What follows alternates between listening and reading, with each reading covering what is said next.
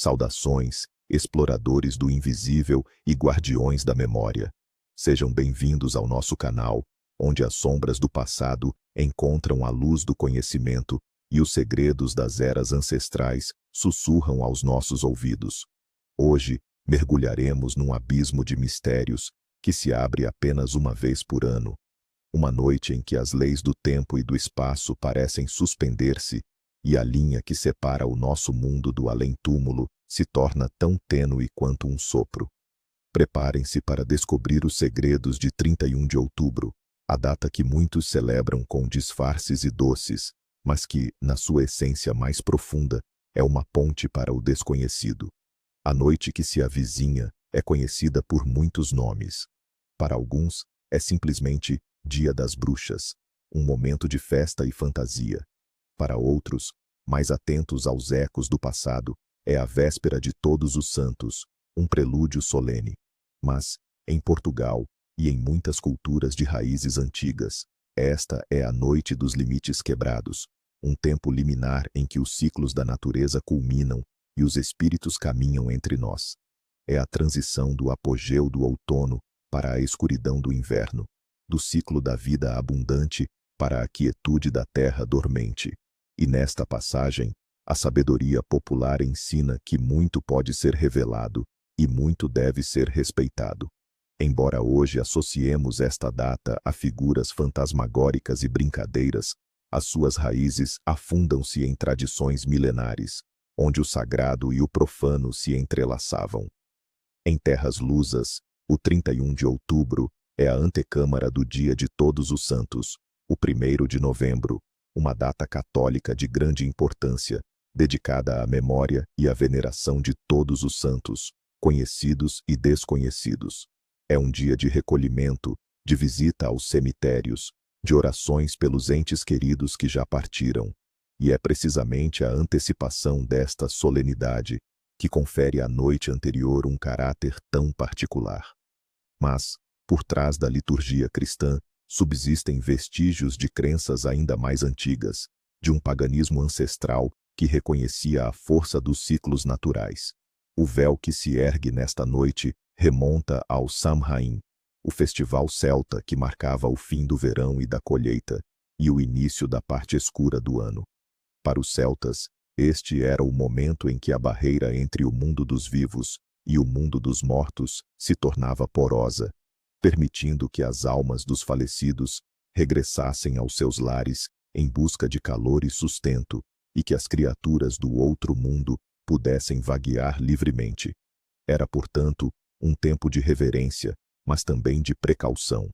As preces que se faziam e ainda se fazem nesta época não são apenas por saúde ou por uma boa colheita, são, acima de tudo, para a proteção dos lares e das famílias contra as influências nefastas que possam surgir, e para honrar os que nos precederam, garantindo a sua paz e a nossa segurança. Para desvendar a verdadeira essência desta noite, precisamos recuar no tempo, até as névoas da antiga Europa, onde os celtas celebravam o Samhain. Imagine um cenário de vastas florestas e vales verdejantes, onde o gado regressava dos pastos de verão, e as últimas colheitas eram apanhadas antes do inverno rigoroso. Os dias tornavam-se mais curtos, as folhas caíam, e uma sensação de quietude começava a envolver a terra. O Samhain não era um dia isolado, mas sim um período de transição, que durava de 31 de outubro a 1 de novembro. Nesta noite sagrada, os druidas, os sábios e sacerdotes celtas acendiam grandes fogueiras nos cumes das colinas, não apenas para afastar o frio crescente, mas para guiar as almas dos ancestrais que, acreditava-se, regressavam para visitar as suas antigas casas. Estas fogueiras purificavam a terra e protegiam o gado, e as cinzas eram espalhadas pelos campos para assegurar a fertilidade na primavera seguinte. Era uma celebração da morte e do renascimento, da escuridão que precede a nova luz. A mitologia celta narra que, durante o Samhain, o Cid, o mundo das fadas e dos seres míticos, abria as suas portas. Criaturas fantásticas, por vezes benevolentes, por vezes malévolas, podiam cruzar o limiar. Por isso, os celtas deixavam oferendas de comida e bebida à porta das suas casas, não só para apaziguar os espíritos dos mortos, mas também para acalmar estas entidades do outro mundo, esperando a sua bênção, ou, no mínimo, a sua indiferença. Em algumas aldeias, as pessoas esculpiam rostos assustadores em nabos ou beterrabas, os antecessores das nossas abóboras de Halloween, colocando velas dentro para afastar os espíritos malignos ou para simbolizar as almas perdidas. Com a chegada do cristianismo, a Igreja, numa tentativa de converter os povos pagãos e absorver as suas festividades, instituiu o Dia de Todos os Santos, a 1 de novembro, e o Dia dos Fiéis Defuntos, a 2 de novembro. A noite de 31 de outubro, a All Hallows Eve, véspera de Todos os Santos, manteve muito do seu caráter místico e sobrenatural. As crenças pagãs sobre a presença de espíritos e a abertura do véu persistiram, mas foram reinterpretadas. Os espíritos malignos tornaram-se demônios e bruxas, e a necessidade de proteção intensificou-se. Em Portugal, estas influências misturaram-se com as tradições ibéricas. A prática de pão por Deus, embora predominantemente associada ao 1º de novembro, tem ecos destas antigas oferendas e da passagem das almas. Assim, esta noite não é apenas uma data no calendário, é um palimpsesto de eras, onde as preces cristãs se misturam com os ecos das fogueiras celtas e os lamentos dos que esperam pelos seus mortos. É um momento de profunda conexão com o passado, com os que se foram e com as forças invisíveis que moldam a nossa existência. Nesta noite de fronteiras diluídas, a natureza e o cotidiano sussurram presságios para os que sabem ouvir. As premonições abundam, alertando-nos para o que o futuro pode reservar. Climáticas e de colheita. Se chover na véspera de Todos os Santos, o inverno será brando e úmido. Acredita-se que as lágrimas dos céus nesta data lavam o caminho para um inverno menos rigoroso, prometendo menos geadas e uma terra mais fértil. Neblina densa nesta noite anuncia a abundância de colheitas no próximo ano. Uma névoa que se arrasta ao amanhecer de 1 de novembro simboliza a fertilidade da terra e a promessa de fartura. É como se a terra estivesse a ser regada por vapores sagrados. Se as estrelas cintilarem intensamente, o tempo frio chegará cedo. Um céu límpido e estrelado é um presságio de um inverno rigoroso e precoce, com geadas que apertam. Vento forte na noite de 31 afasta os males e purifica os ares. O vento que sopra com força é visto como um purificador, levando consigo as energias negativas e os maus espíritos que possam ter atravessado o véu. Ouvir corujas acantarar, sinal de mudanças significativas para a família. A coruja, ave noturna e enigmática, é vista como mensageira do além. O seu canto nesta noite indica que grandes transformações, sejam boas ou más, estão a caminho, domésticas e financeiras. Se uma aranha tecer a sua teia perto da porta, um visitante inesperado e afortunado chegará. A aranha, tecelã de destinos, é um símbolo de conexão e criatividade. A sua presença perto da entrada é um bom augúrio para a chegada de alguém que trará boas notícias ou prosperidade. Deixar as luzes acesas toda a noite convida a prosperidade para o lar. A luz afasta a escuridão, e nesta noite particular, acredita-se que mantém as energias negativas à distância, enquanto atrai a abundância e a sorte para a casa. Encontrar uma moeda antiga pressagia riqueza inesperada. Um achado de uma moeda esquecida ou antiga é interpretado como um presente dos antepassados ou do destino, um sinal de que a sorte financeira está prestes a mudar. Se as chaves da casa caírem, cuidado com perdas financeiras iminentes. As chaves simbolizam segurança e acesso.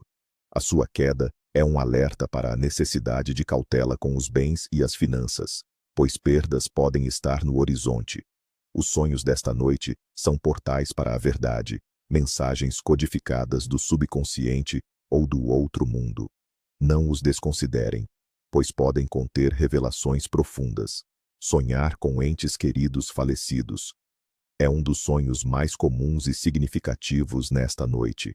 Não é apenas uma manifestação da saudade. Acredita-se que, com o véu mais fino, as almas dos que partiram estão mais próximas e tentam comunicar. Se o ente querido aparecer feliz e tranquilo, é um sinal de que está em paz e abençoa os vivos. Se parecer perturbado ou quiser dizer algo, é um pedido de oração ou um aviso para resolver alguma questão pendente na vida do sonhador. Sonhar com água corrente e limpa simboliza purificação, renovação e fluxo de energias positivas. É um sinal de que obstáculos serão superados e a vida seguirá um curso harmonioso. Sonhar com chaves representa descobertas, soluções para problemas ou o acesso a novas oportunidades. Se forem chaves antigas, a solução pode estar no passado ou na sabedoria ancestral. Sonhar com animais noturnos, corujas, morcegos. Estes animais são considerados guardiões dos segredos e mensageiros entre os mundos. Um sonho com eles pode indicar a necessidade de prestar atenção à sua intuição, a segredos ocultos ou a avisos importantes sobre o seu futuro. Sonhar com fogueiras ou luzes brilhantes significa esperança, proteção divina e a dissipação de medos. É um sinal de que está espiritualmente protegido e que a luz o guiará através de qualquer escuridão. Aqueles que vêm ao mundo nesta noite mágica carregam consigo um dom e um fardo únicos, pois a sua alma está tocada pelo limiar entre os mundos. Os nascidos a 31 de outubro são frequentemente caracterizados por uma profunda intuição e uma sensibilidade aguçada para o mundo invisível. Têm uma natureza misteriosa, atraídos pelo oculto e pelo inexplicável. São observadores perspicazes, capazes de ver além da superfície e compreender as motivações mais profundas das pessoas. Possuem uma criatividade vibrante e uma imaginação fértil, o que os torna excelentes artistas, escritores ou pensadores.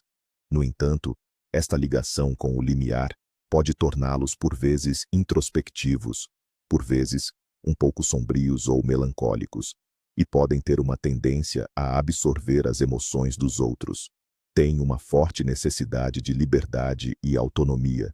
Não gostam de ser controlados e valorizam a sua independência. A sua alma é antiga, e a sua jornada na vida é muitas vezes marcada por momentos de grande transformação e autodescoberta.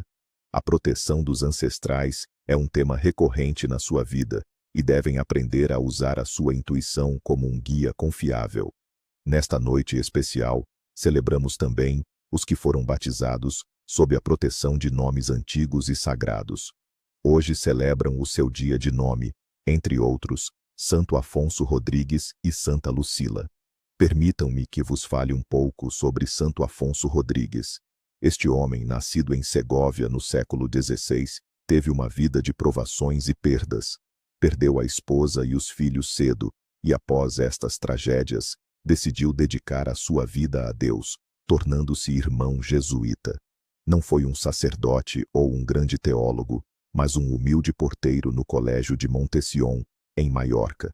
No entanto, a sua santidade residia na sua profunda humildade, na sua obediência exemplar e na sua incansável dedicação às pequenas tarefas cotidianas, que ele via como um serviço direto a Deus. Santo Afonso era conhecido pela sua sabedoria espiritual e pela sua capacidade de aconselhar e inspirar os jovens estudantes e sacerdotes que por ele passavam.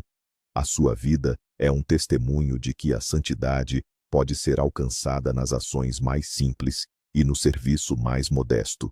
Aqueles que partilham este nome podem inspirar-se na sua resiliência, na sua fé inabalável e na sua capacidade de encontrar significado e propósito, mesmo nas circunstâncias mais difíceis.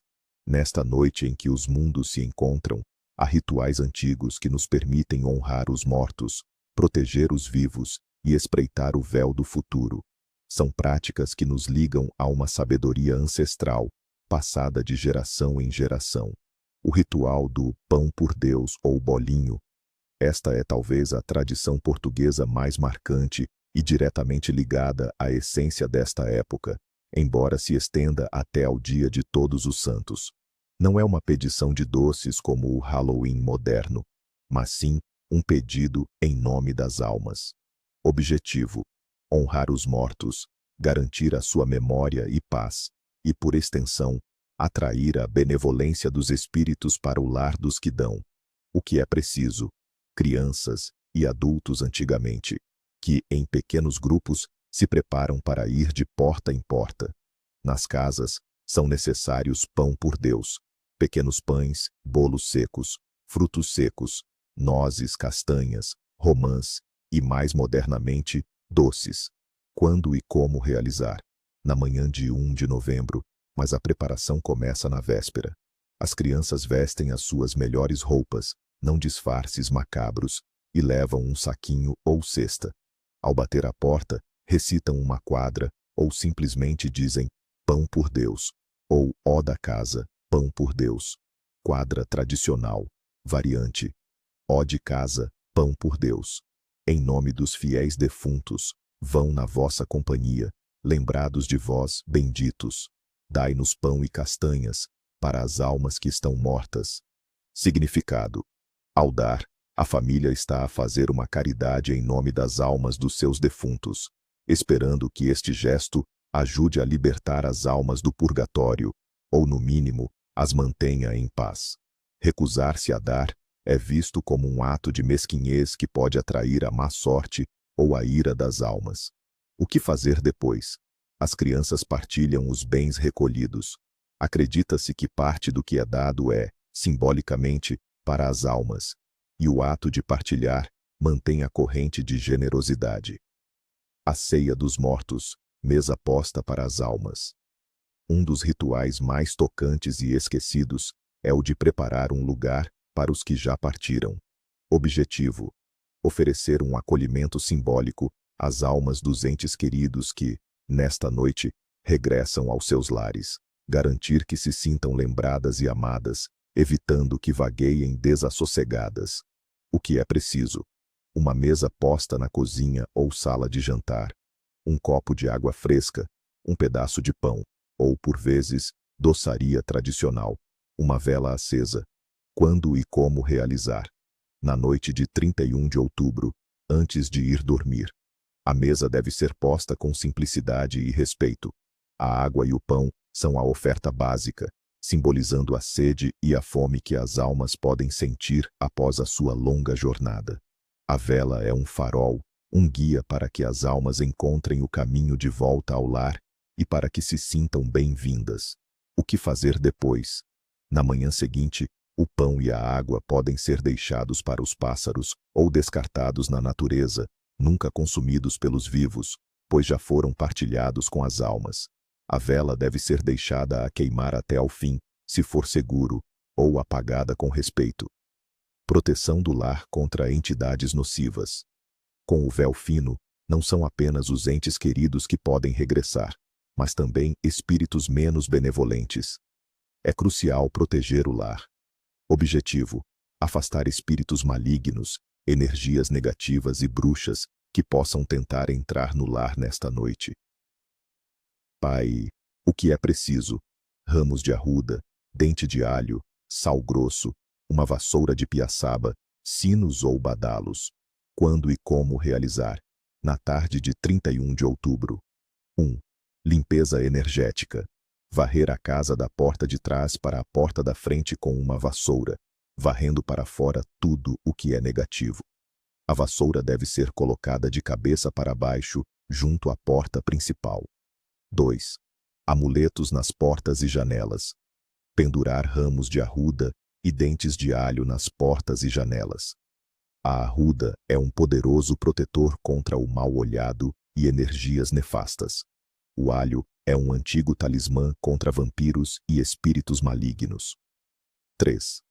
Barreira de sal. Fazer uma pequena linha de sal grosso no limiar de cada porta e janela, criando uma barreira invisível que os maus espíritos não conseguem cruzar.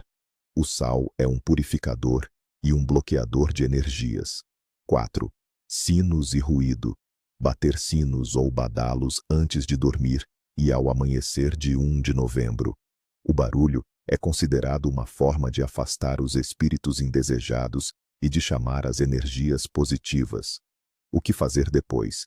Manter os amuletos no lugar por alguns dias, ou até secarem. O sal pode ser varrido para fora de casa no dia seguinte. Adivinhação do amor e do futuro, para os mais corajosos. Esta é uma noite propícia para desvendar os mistérios do futuro, especialmente os do coração. Objetivo: revelar o nome do futuro cônjuge ou prever eventos importantes na vida. O que é preciso? Um espelho, uma vela, maçãs, nozes ou um ovo. Quando e como realizar? À meia-noite de 31 de outubro, num local tranquilo e escuro. 1. Adivinhação do espelho. Sentar-se em frente a um espelho com uma vela acesa à sua frente, olhando fixamente para o reflexo. Diz a lenda que se o futuro cônjuge for destinado, o seu rosto aparecerá no espelho, ou um símbolo que o represente. No entanto, é um ritual poderoso e não deve ser feito de ânimo leve, pois a abertura do véu pode mostrar mais do que se deseja ver. 2. Adivinhação da maçã. Descascar uma maçã em uma tira contínua.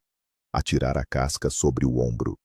A forma que a casca assume no chão revelará a inicial do nome do seu futuro amor. A maçã simboliza o amor e a fertilidade. 3. Adivinhação das nozes. Colocar 2 nozes no fogo. Se queimarem juntas, o casal terá um futuro feliz. Se afastarem, o amor não perdurará. As nozes representam os amantes. Texto de um possível encantamento, não um zacovar, mas um cântico popular. Ó, noite de bruxas e de encantos, revela-me o que o futuro traz. Quem é o amor que o meu coração tanto chama, que o véu se abra e a verdade se faça. O que fazer depois? Após o ritual, apague a vela com gratidão. As sobras da maçã ou nozes devem ser enterradas na terra para simbolizar a conclusão do ciclo e o plantio das intenções. Tradições culinárias do dia. A comida é, desde tempos imemoriais, um elo entre o mundo dos vivos e dos mortos. Nesta noite, pratos específicos não apenas nutrem, mas também honram e protegem. Castanhas assadas. As castanhas são o símbolo máximo do outono e da colheita em Portugal. Assá-las e partilhá-las, muitas vezes no Magusto de São Martinho, mas a época começa aqui. É um ato de comunhão com a natureza e um alimento que se acredita que, de alguma forma, apazigua as almas dos mortos.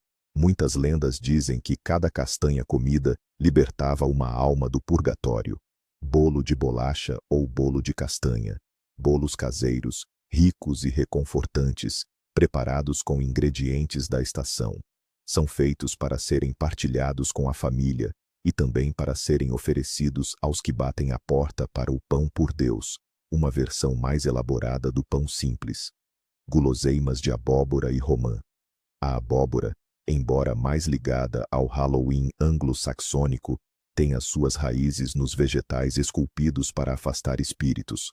Em Portugal, a sua doçura é apreciada em compotas ou em broas.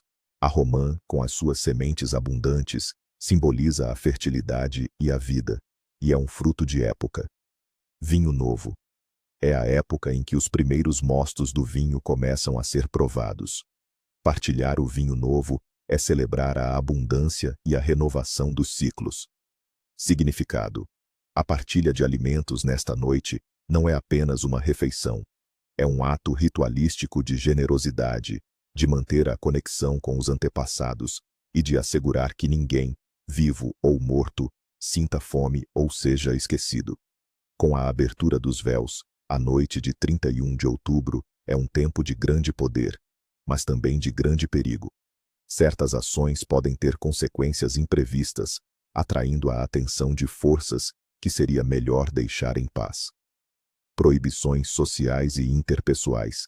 Não recusar comida ou bebida a quem pede, especialmente crianças no pão por Deus. Acredita-se que recusar um pedido nesta noite, especialmente se for para pão por Deus, pode trazer grande azar e escassez para o lar. É como fechar a porta às almas e aos bons presságios. As consequências podem ser a perda de colheitas, problemas financeiros ou até doenças na família.